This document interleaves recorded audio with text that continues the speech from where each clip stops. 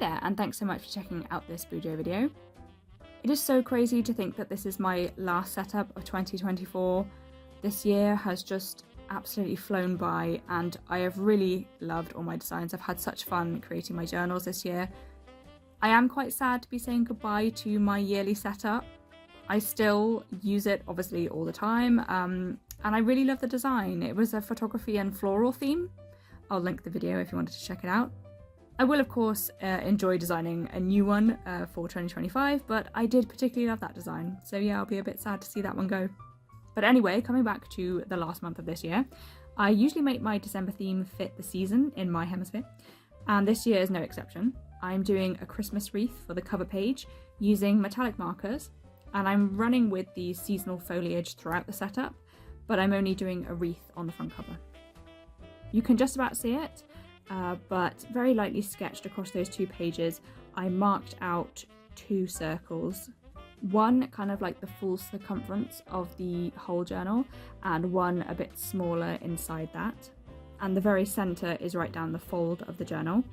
And I'm just using that as a guide to keep my wreath circular and also roughly the same width all the way around. The placement of all my branches is random, but I am repeating the same 5 throughout the wreath.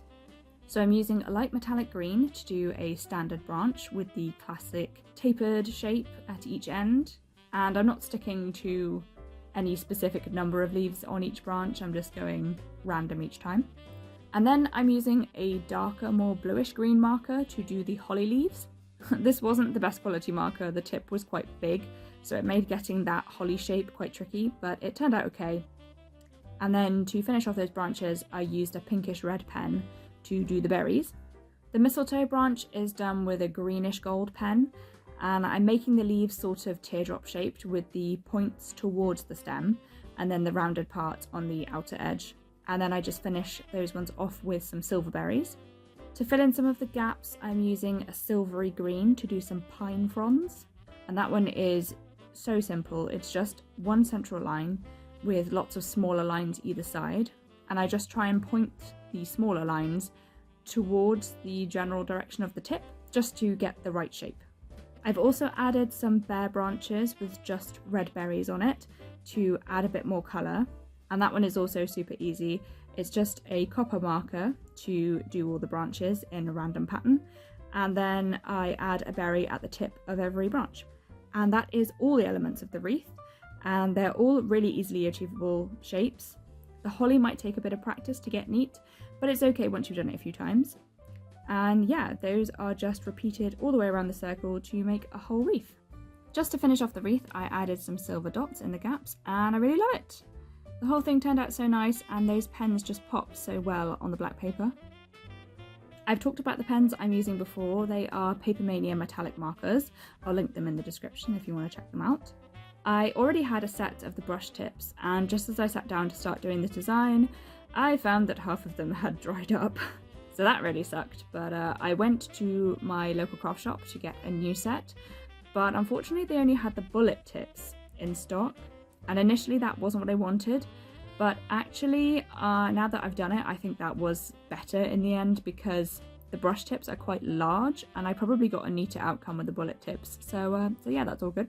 But the really annoying thing was that while I was out shopping, I went into TK Maxx, which was next door. I think it's called TJ Maxx in the US. For some reason they are different, not sure why. But yeah, anyway, they had the same pens in there but for cheaper. So annoying. I'm actually making this page a sort of Dutch door situation, and I'm cutting around the outside edges of the wreath on both sides. I rarely ever do a double front cover, but I wanted the wreath to be big, so that's why I went across 2 pages, and I thought why not cut both out and have a little secret setup on each side. For the title in the centre, I ripped up a piece of brown wrapping paper and used my letter stamps from Paper World to stamp out the title, and just to add a little bit more interest, I also used some Christmassy washi tape and a few snowflake stickers to finish it off. I really couldn't decide whether to add any more to the whole cover. I was considering maybe doing more doodling or a bit more embellishments in the corners, so I did leave it for now, just thinking I might come back to it, but I'm actually really glad that I left it, because I think if I had done that, it probably would have made the whole page a bit too busy. Okay, so once the title page was all finished, I went to my left wreath flap, which I decided to use as a quote page. And I used a line from the carol Silent Night. It kind of resonates with me at Christmas because although it can be a busy time, I get a bit of a break from work, and there's just that time between Christmas and New Year where not much goes on for me personally, and it does feel nice and peaceful and calm. I used the gold and silver pens, and I did a bit of faux calligraphy with the gold one just by making where the downstrokes are a double thickness. And to decorate around that, I just did a few sprigs of foliage in the gaps and also added a few more stickers.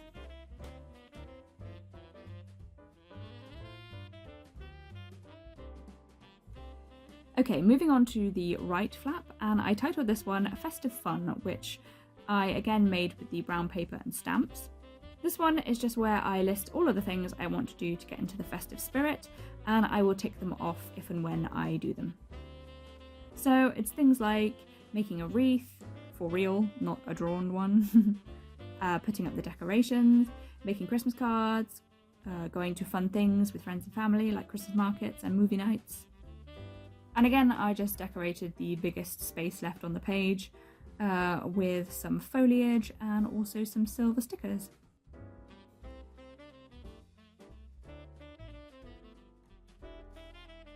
Okay, so after that, I now get into all the usual bullet journal stuff. So next is my calendar, which takes up most of the left side and spills over a little bit onto the right, but leaves enough space for something else next to it. Each box is 5 by 5 squares, but the top row is marked off to add in the date. Throughout the setup, you might notice that I make a few mistakes or rough lines. I do find it quite tricky sometimes to do straight lines without the book directly underneath me, but if I did do that, then all you guys would see is the back of my head, which really isn't very interesting. But yeah, anyway, if you do a few wobbly lines, a good tip to touch up any errors is just to use a black pen to colour over the white, and you literally cannot tell where it had been on the black paper, so that's really good.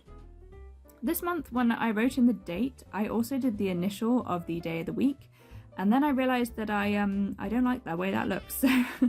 So yeah, interesting experiment, but I don't think I'll be doing that one again. I had left a nice big gap above the calendar, so I got my brown paper and stamps out again for the title, and then it did all the embellishments around it with a bit of old book paper and some more washi. Nice and simple and quick to put together.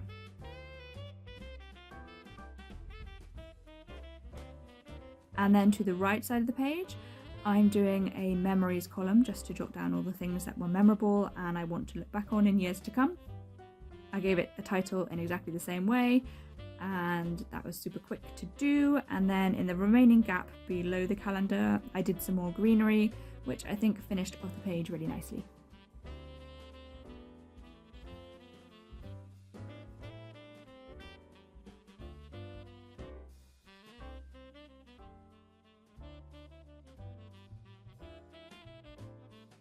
The next spread is another Christmassy one, and I've been putting it in my December spread for a few years now, and it's called my Christmas lists, and it's where I jot down who I'm giving Christmas cards to and also my plans for Christmas gifts. So I write down a name and what I plan to get for them, and then I tick it off when I've got it, and that just helps me get everything all planned out nice and clearly in my head. I've gone for brown paper on this page just to mix it up a little bit, and I stamped out my titles directly onto there and did a little underline with a black marker pen.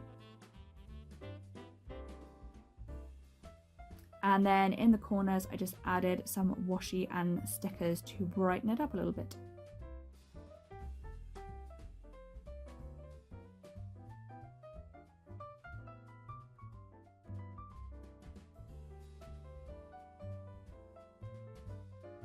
The next page is my to-do list, which I have every month and is very essential to me.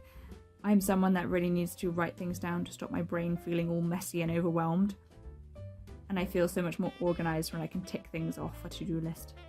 To make it nice and symmetrical, I have created the page in exactly the same way as the Christmas lists, but done the decorations in opposite corners.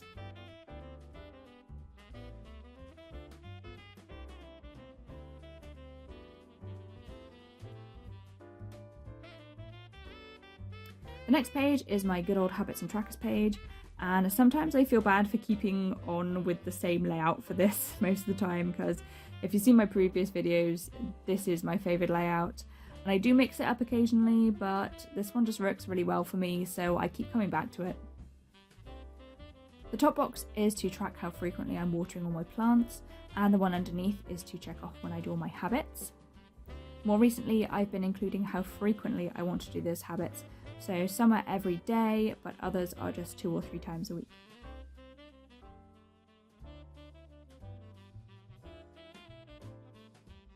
I really look forward to December because I love Christmas and everything that comes with it, but also I really do feel like I have a good refresh over that end of year period.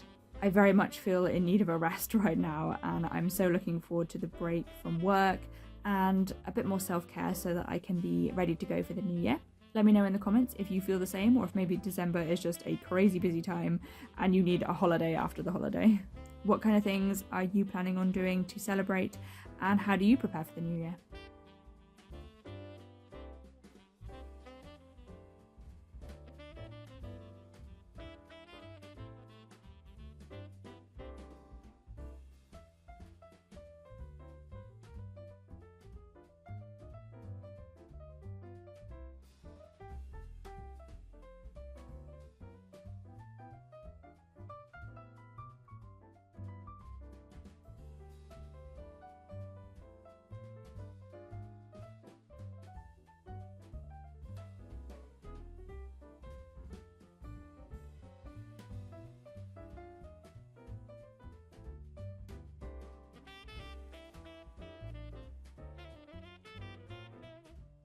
Okay, on to the final spread, and I am keeping it fairly simple for my weeklies. I'm doing a week per page with 6 evenly placed boxes. The last one covers Saturday and Sunday. And all the boxes are 10 by 10, so that gives me plenty of space for all my plants.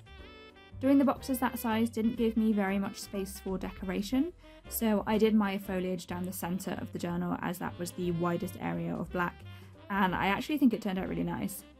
I think it probably would have looked even better if I'd maybe made the boxes even slightly smaller, just to give that central line a little bit more width.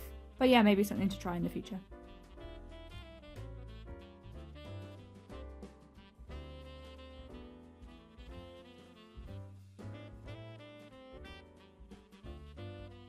I also added a bit of washi in the corners, but it was a bit of a squish and I kind of felt like I was just adding it for the sake of it, so I actually decided to take it off later, but I left the silver star stickers.